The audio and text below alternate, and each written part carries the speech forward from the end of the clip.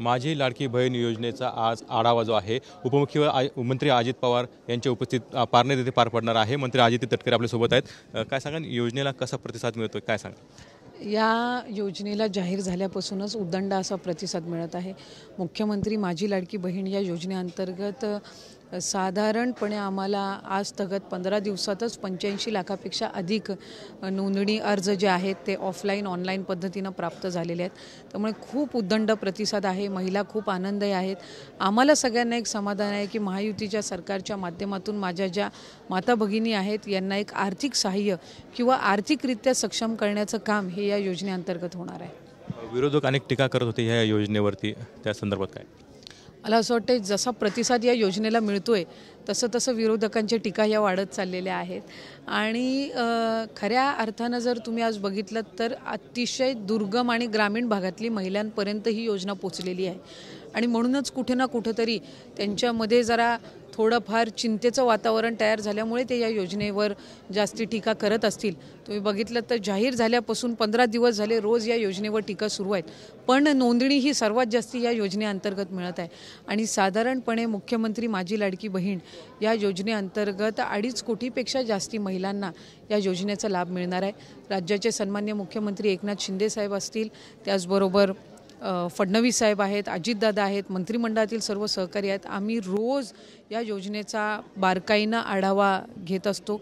मुख्यमंत्री महोदयांचं, दोन्ही उपमुख्यमंत्री महोदयांचं सुद्धा याच्यावर विशेष आमच्या सगळ्यांचं लक्ष असतं, कारण प्रतिसाद हा तितका मिळतोय। त्याच्यामुळे जबाबदारीसुद्धा विभागाची वाढलेली असल्यामुळे आम्ही अधिकाधिक महिलांपर्यंत ही योजना पोहोचवून त्यांना लाभ कसा मिळेल यासाठी आम्ही खरं तर सर्व प्रयत्नशील आहोत। अनेक ठिकाणी त्रुटी ज्या आहेत त्या देखील आपल्याला बघायला मिळतात, त्या ठिकाणी अनेक गर्दी देखील होती आहे, काय? साधारणपणे जर आपण बघितलं तर रोज दिवसाला 5 ते 7 लाख फॉर्मची नोंदणी होत आहे। याचा अर्थ असा की अधिकाधिक महिला ह्या नोंदणी करत आहेत, ऑफलाईन किंवा ऑनलाईन अर्ज भरत आहेत। माझ्या अंगणवाडी सेविका असतील, आशा सेविका आहेत, मदतनीस आहेत, ग्रामसेवक आहेत, वॉर्ड ऑफिसर, मुख्य सेविका, या सगळ्या म्हणजे सुपरवायझर बारकाईनं फॉर्म नोंदणीसुद्धा करून घेत आहेत। अनेक ठिकाणी दुर्गम भागात अंगणवाडी सेविका स्वतः घरटी जाऊन ते फॉर्म्स घेत आहेत। त्याच्यामुळे सुरुवातीला ज्यावेळेला इतकी व्यापक योजना जाहीर होते त्यावेळेला कुठं ना कुठंतरी काही त्याच्यामध्ये कमतरता असतील, सुधारणा असतील, या होतच असतात। पण ज्या अर्थी रोज 5 लाखापेक्षा अधिक फॉर्मची नोंदणी होते याचा अर्थ असा की माता भगिनी याला प्रतिसाद देत आहेत। आणि मला खात्री आहे की या योजनेअंतर्गत ज्या वेळेला ऑगस्ट महिन्यामध्ये पहिला लाभ त्या ठिकाणी या माता भगिनींना ज्या पात्र आहेत त्यांना मिळेल, त्यावेळेला निश्चितपणाने त्यांच्या आयुष्यामध्ये एक सकारात्मक बदल आणि आर्थिक सक्षमता झाल्याशिवाय राहणार नाही। या माध्यमातून विधानसभेची तयारी जी आहे ते सुरू असल्याचं बोललं जात आहे।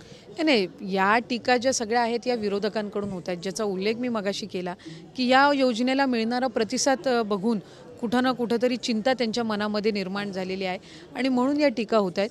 चांगल्या पद्धतीच्या योजना ज्या आपल्या जनतेच्या आयुष्यामध्ये एक चांगला बदल घडवू शकतो, सकारात्मक बदल घडवू शकतो। कुठल्याही सरकारची हीच भूमिका असते की त्यांच्या कार्यकाळामध्ये चांगल्या योजना याव्या, त्या लोकांपर्यंत पोचाव्या, लोकांना त्याचा लाभ मिळावा। आणि महायुतीचं सरकार तर सुरुवातीपासून करत आहे। आता 10 महिन्यापूर्वी साधारणपणे महिलांना एसटीच्या प्रवासामध्ये 50% सवलत दिलेली आहे। त्याच्यामुळे प्रत्येक गोष्ट ही जी आपण करत असतो ती काही निवडणुका किंवा राजकारणच उद्दिष्ट ठेवून नसते केलेली। शेवटी कुठल्याही सरकारची भूमिका असते की त्यांच्या कार्यकाळामध्ये लोक उपयोगी त्या ठिकाणी योजना याव्यात आणि काम व्हावं। नक्कीच आपण होतो की ही लोक उपयुक्ती योजना असल्याचं जे आहे ते मंत्री आदित्य तटकरे यांनी म्हटलेलं आहे। कॅमेरामन प्रसाद पवारसह कुणाल जायकर, TVN मराठी, पारनेर, अहमदनगर।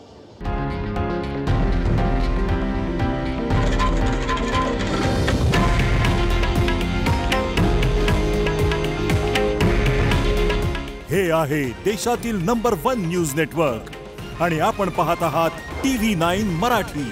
काळजी तुमची, हित महाराष्ट्राचं।